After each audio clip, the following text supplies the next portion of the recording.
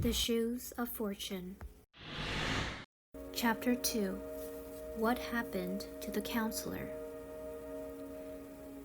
It was late. Counselor Knapp, deeply occupied with the times of King Hans, intended to go home, and malicious fate managed matters so that his feet, instead of finding their way to his own galoshes, slipped into those of Fortune. Thus, caparisoned the good man walked out of the well-lighted rooms into East Street.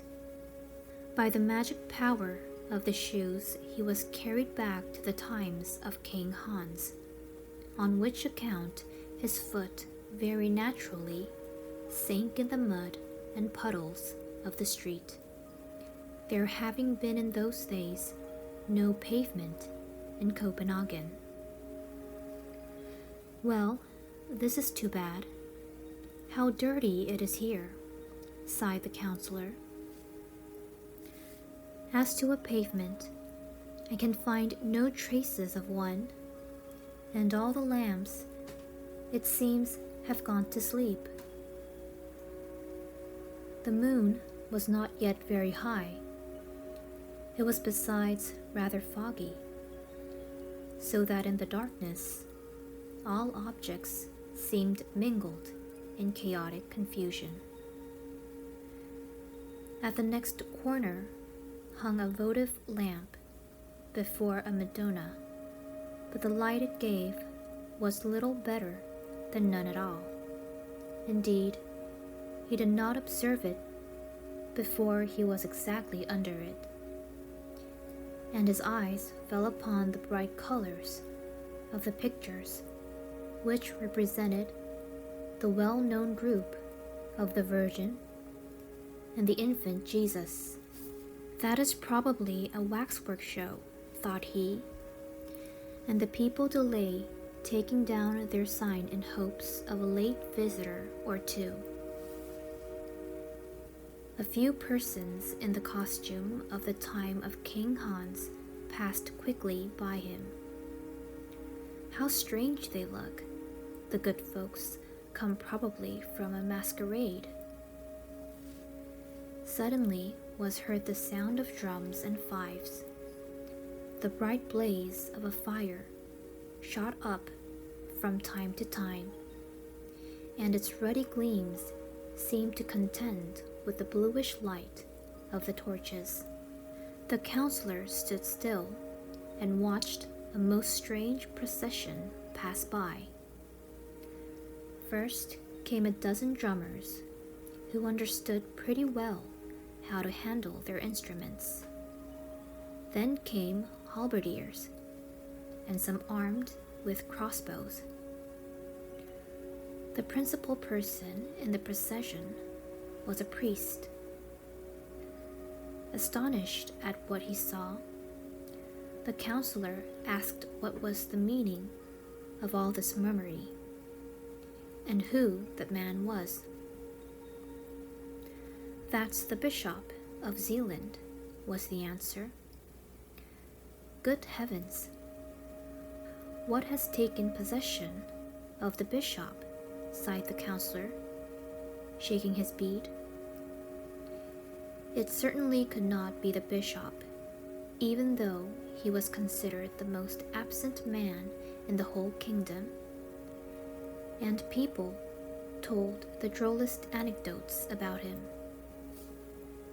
Reflecting on the matter, and without looking right or left, the counselor went through East Street and across the Haberplatz. The bridge leading to Palace Square was not to be found. Scarcely trusting his senses, the nocturnal wanderer discovered a shallow piece of water, and here fell in with two men who were rocking to and fro in a boat. "Does your honor want to cross the ferry to the home?" asked they. "Across to the home," said the counselor, who knew nothing of the age in which he at that moment was. "No, I'm going to Christianshafen, to Little Market Street." Both men stared at him in astonishment. "Only just tell me where the bridge is," said he. "It is really unpardonable that there are no lamps here, and it is as dirty as if one had to wade through a morass." The longer he spoke with the boatmen, the more unintelligible did their language become to him. "I don't understand your Bornholmish dialect," said he at last angrily, and turning his back upon them. He was unable to find the bridge. There was no railway either. "It is really disgraceful what a state this place is in," muttered he to himself. Never had his age, with which, however, he was always grumbling, seemed so miserable as on this evening. "I'll take a hackney coach," thought he. But where were the hackney coaches? Not one was to be seen. "I must go back to the New Market. There, it is to be hoped, I shall find some coaches, for if I don't, I shall never get safe to Christianshafen." So off he went in the direction of East Street, and had nearly got to the end of it when the moon shone forth. "God bless me, what wooden scaffolding is that which they have set up there?" cried he involuntarily, as he looked at East Gate, which, in those days, was at the end of East Street. He found, however, a little side door open, and through this he went and stepped into our New Market of the present time. It was a huge desolate plain. Some wild bushes stood up here and there, while across the field flowed a broad canal or river. Some wretched hovels for the Dutch sailors, resembling great boxes, and after which the place was named, lay about in confusion disorder on the opposite bank. "I either behold a Fata Morgana, or I am regularly tipsy," whimpered out the counselor. "But what's this?" He turned round anew, firmly convinced that he was seriously ill. He gazed at the street formerly so well known to him, and now so strange in appearance, and looked at the houses more attentively. Most of them were of wood, slightly put together, and many had a thatched roof. "No, I am far from well," sighed he, "and yet I drank only 1 glass of punch, but I cannot suppose it. It was too really very wrong to give us punch and hot salmon for supper. I shall speak about it at the first opportunity. I have half a mind to go back again and say what I suffer, but no, that would be too silly, and heaven only knows if they are up still." He looked for the house, but it had vanished. "It is really dreadful," groaned he with increasing anxiety. "I cannot recognize East Street again. There is not a single decent shop from one end to the other.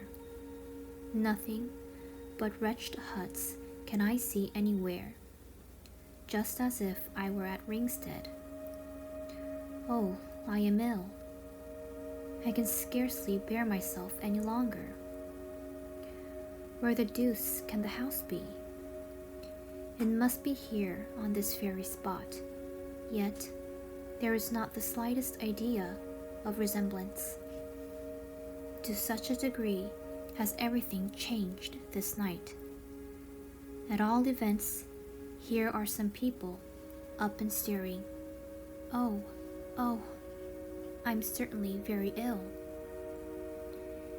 He now hit upon a half-open door, through a chink of which a faint light shone. It was a sort of hostelry of those times, a kind of public house. The room had some resemblance to the clay-floored halls in Holstein, a pretty numerous company consisting of seamen, Copenhagen burghers, and a few scholars sat here in deep converse over their pewter cans, and gave little heed to the person who entered. "By you leave," said the counselor to the hostess, who came bustling towards him. "I've felt so queer all of a sudden. Would you have the goodness to send for a hackney coach to take me to Christianshafen?" The woman examined him with eyes of astonishment, and shook her head. She then addressed him in German. The counselor thought she did not understand Danish, and therefore repeated his wish in German. This, in connection with his costume, strengthened the good woman in the belief that he was a foreigner, that he was ill. She comprehended directly, so she brought him a pitcher of water, which tasted certainly pretty strong of the sea, although it had been fetched from the well. The counselor supported his head on his hand, drew a long breath, and thought over all the wondrous things he saw around him. "Is this the daily news of this evening?" he asked mechanically, as he saw the hostess push aside a large sheet of paper. The meaning of this counselorship query remained, of course, a riddle to her. Yet she handed him the paper without replying. It was a coarse woodcut, representing a splendid meteor, as seen in the town of Cologne, which was to be read below in bright letters. "That is very old," said the counselor, whom this piece of antiquity began to make considerably more cheerful. "Pray, how did you come into possession of this rare print? It is extremely interesting, although the whole is a mere fable. Such meteorous appearances are to be explained in this way, that they are the reflections of the aurora borealis, and it is highly probable they are caused principally by electricity. Those persons who were sitting nearest him and beard his speech stared at him in wonderment, and one of them rose, took off his hat respectfully, and said with a serious countenance, 'You are no doubt a very learned man, monsieur.' 'Oh no,' answered the counselor. 'I can only join in conversation on this topic and on that, as indeed one must do according to the demands of the world at present.' 'Modestia is a fine virtue,' continued the gentleman. 'However, as to your speech, I must say, mihi secus videtur, yet I am willing to suspend my judicium.' 'May I ask with whom I have the pleasure of speaking?' asked the counselor. 'I am a bachelor in theologia,' answered the gentleman with a stiff reverence. This reply fully satisfied the counselor. The title suited the dress. 'He is certainly,' thought he, 'some village schoolmaster, some queer old fellow, such as one still often meets with in Jutland.' This is no locus docendi. It is true, began the clerical gentleman. Yet I beg you earnestly to let us profit by your learning. Your reading in the ancients is, sin dubio, of vast extent? Oh yes, I've read something, to be sure, replied the counselor. I like reading all useful works, but I do not on that account despise the modern ones. 'Tis only the fortunate tales of everyday life that I cannot bear. We have enough, and more than enough, such in reality. Tales of everyday life, said our bachelor inquiringly. I mean those new-fangled novels, twisting and writhing themselves in the dust of commonplace, which also expect to find a reading public.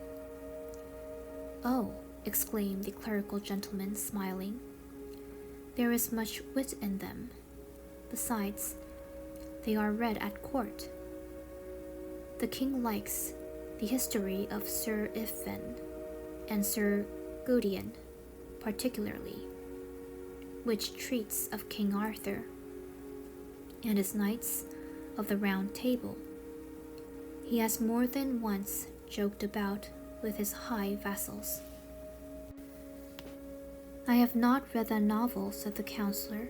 It must be quite a new one, that Heiberg has published lately.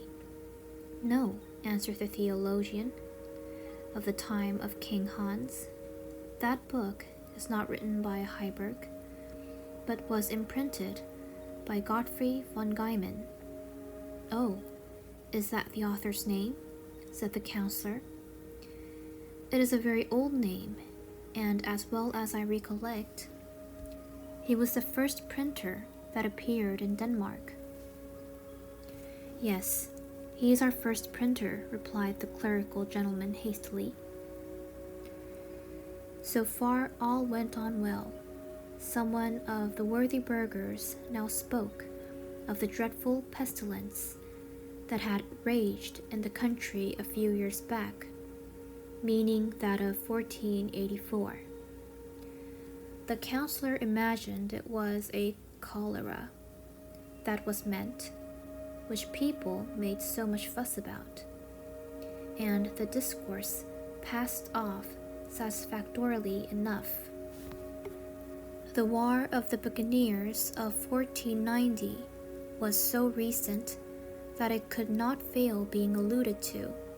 The English pirates had, they said, most shamefully taken their ships while in the roadstead, and the counselor, before whose eyes the herostratic event of 1801 still floated vividly, agreed entirely with the others in abusing the rascally English.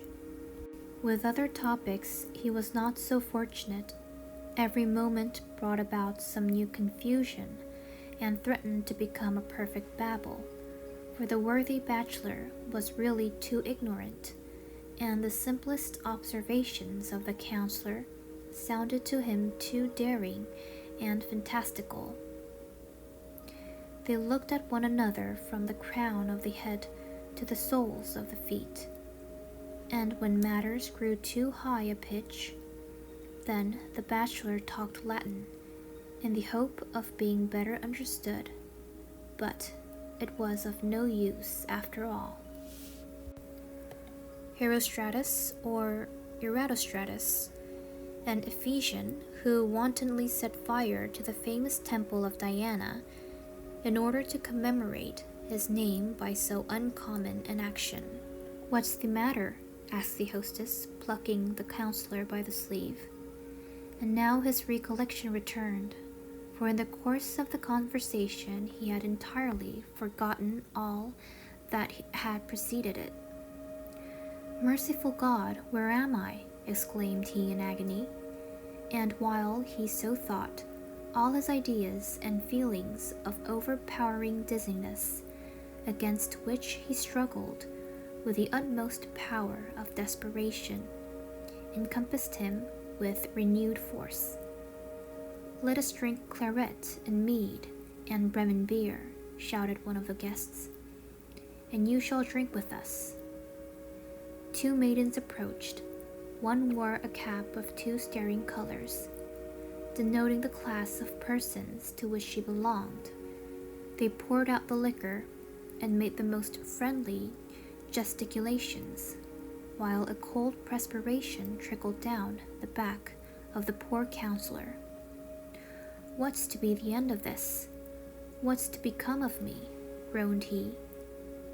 But he was forced, in spite of his opposition, to drink with the rest.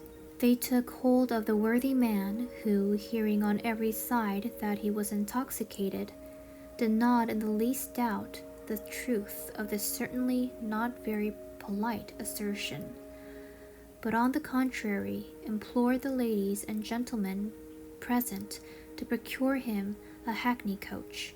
They, however, imagined he was talking Russian. Never before, he thought, had he been in such a coarse and ignorant company. One might almost fancy the people had turned heathens again. "It is the most dreadful moment of my life. The whole world is leagued against me." But suddenly it occurred to him that he might stoop down under the table, and then creep unobserved out of the door. He did so, but just as he was going, the others remarked what he was about.